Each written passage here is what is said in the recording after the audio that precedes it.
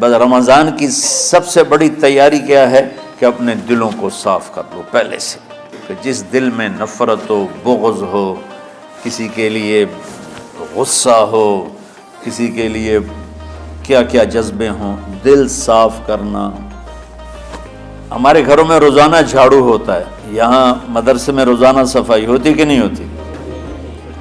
کیونکہ دنیا کی اصل گندگی ہے تو جھاڑو ہاتھ سے نہیں چھوٹ سکتا۔ حرم شریف میں دیکھا کیسے چاروں طرف خدام پھر رہے ہوتے ہیں برش لے کر، تو دل پہ غبار ایسے آتا ہے جیسے صحن میں غبار آتا ہے، دل پہ گندگی ایسے آتی ہے جیسے صحن میں آتی ہے۔ تو ہم نے نظام بنایا ہوا ہے، لوگ مقرر ہیں وہ روزانہ جھاڑو دیتے ہیں۔ تمہارا دل ایک آنگن ہے، ایک صحن ہے، اس میں بغض، نفرت، حسد، پتہ نہیں کیا کیا گندگیاں آئیں گی اور آتی رہیں گی۔ بچوں ایک کام کرو، جھاڑو پکڑ لو، صاف کرو۔ یا اللہ معاملہ تجھ سے کرنا ہے، لوگوں سے نہیں۔ کسی نے برا کہا، کسی نے غیبت کی، کسی نے گالی دی، کسی نے دھکا دیا، کسی نے حق مارا، کسی نے کچھ کیا، یا اللہ تیرے سپرد میں نے اپنے دل کو سب سے صاف کیا، میں نے اپنے دل کو سب سے صاف کیا۔ یہ اتنی بڑی عبادت ہے کہ بڑے بڑے نفلوں والے، تہجد والے، حج عمرے روزے والے تمہیں نہیں پکڑ سکیں، کیونکہ اس کا کرنے والا دنیا میں کوئی نہیں۔ نفل پڑھنے والے تو بے شمار ہیں، عمرے کرنے والے بے شمار ہیں، علماء بے شمار ہیں، حاجی بے شمار ہیں، سخاوت کرنے والے بے شمار ہیں، لیکن اس ٹکڑے کو صاف کرنے والا لاکھوں میں ایک بھی نہیں۔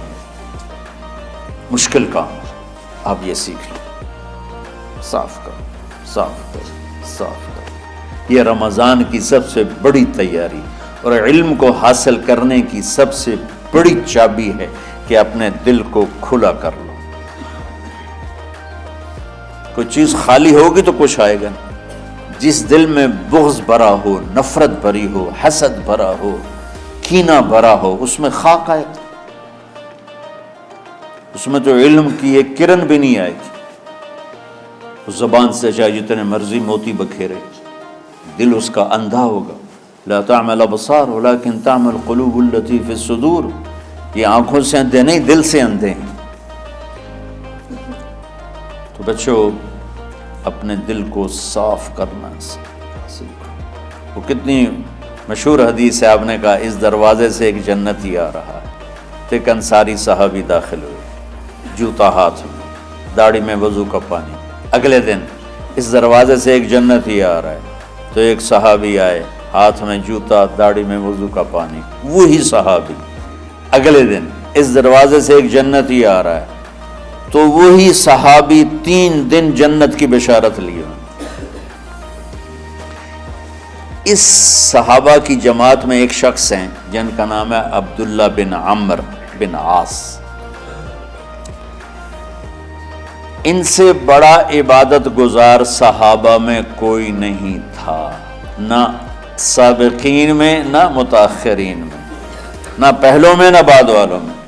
ان کی عبادت کیا تھی؟ ساری رات جاگنا، سارے دن کا روزہ، اور ایک ختم قرآن صبح سے شام۔ اتنی اللہ نے طاقت دی تھی۔ پھر وہ غلوب والی بات آ گئی، ایکسٹریم ہونے والی بات آ گئی۔ ان کی شادی والی رات حجلہ عروسی میں داخل ہو رہے ہیں، دلہن کے کمرے میں داخل ہو رہے ہیں، اور مصلی بچھا کے اللہ اکبر، اور دیر نفل تے نفل، دیر نفل تے نفل۔ ان کی بیگم نے دیکھا تو وہ بھی خیر کا زمانہ تھا، انہوں نے بھی وضو کیا اور پیچھے مصلی بچھا کے وہ بھی فجر تک نفل پڑھتے رہے۔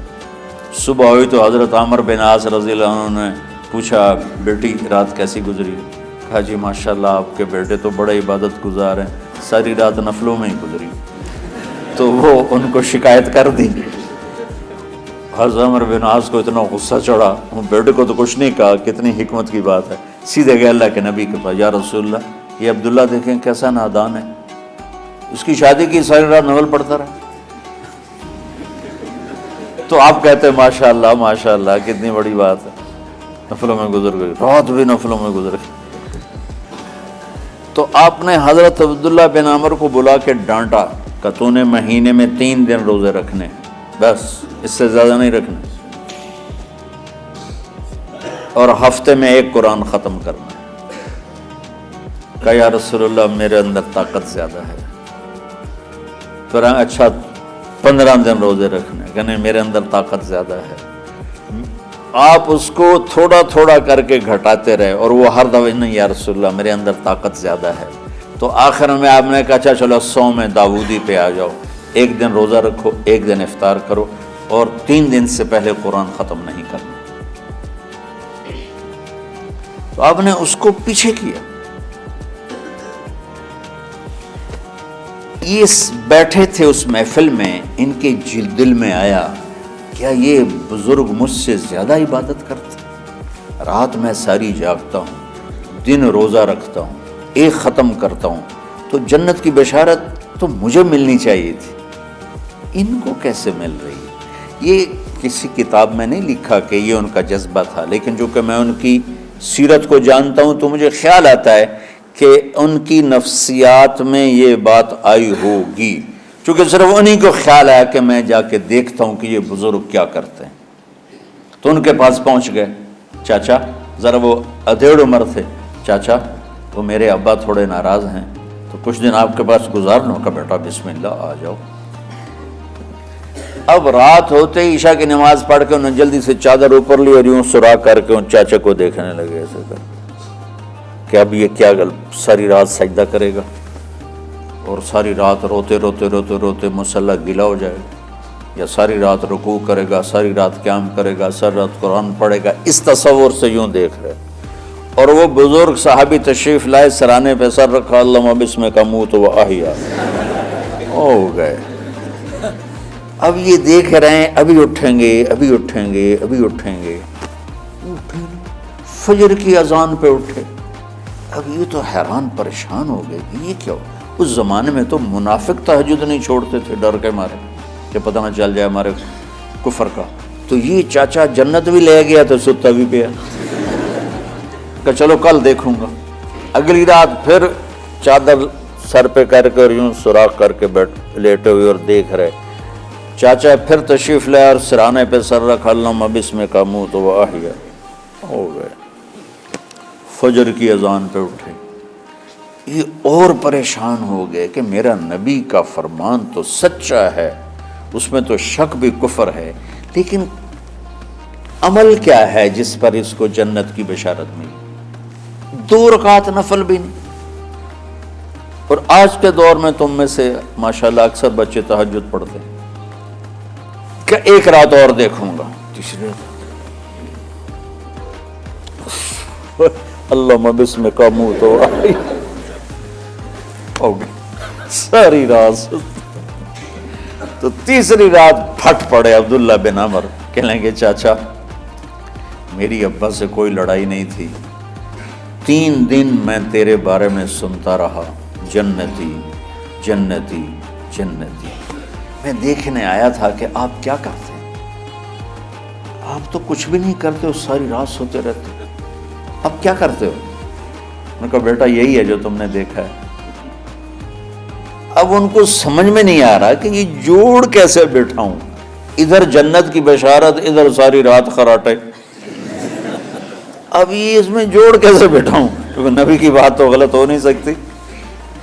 تو اب وہ نا ایسے نا بڑے بے دل سے ہو کر واپس مڑے، پتہ نہیں کی چکر ہوئے گی کوئی گل۔ جب وہ دروازے تک پہنچے تو کہنے لگے بیٹا ادھر آنا، واپس آ گئے۔ کہا میں تمہیں اصل راز کی بات بتاتا ہوں۔ کہا کیا ہے کیا ہے؟ تو یہاں ہاتھ رکھا، کہا یہ جو دل ہے نا اس میں کسی انسان کی نفرت نہیں۔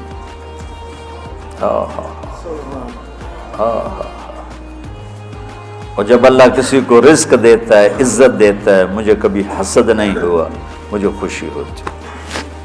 تو عبداللہ بن عمر نے کہنا تھا ہاں یہ بات ہے، نہیں، انہوں نے کہا ہاذا ہوا، اچھل کے کہنے لگے ہاذا ہوا، ہاں ہاں ہاں ہاں یہی ہے یہی ہے یہی ہے۔